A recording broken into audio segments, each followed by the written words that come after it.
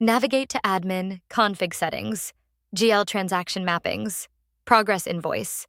Set accounts for the 10 new GL mappings for Progress Invoice. Navigate to the order you want to progress post to COGS. Open the new Progress Billing page. Billing, Progress Billing, must be using the new version of the order page. Here you can view previous revenue progress billings and create a new revenue progress billing, as before.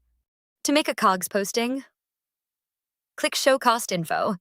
This will show you your estimated costs from the BIOM worksheet, accrued costs from WIP Aging, and previously posted COGS for the following cost buckets: labor, material, overhead, outsource, and expense. To recognize COGS for these cost buckets, click Amount to Bill. This will populate your accrued cost minus any previously posted cost for each bucket. You can also enter your own amounts here. You can also recognize revenue based on the following formula. To complete your COGS progress posting and optionally bill the customer, you'll need to add a part number and click Create Progress Invoice.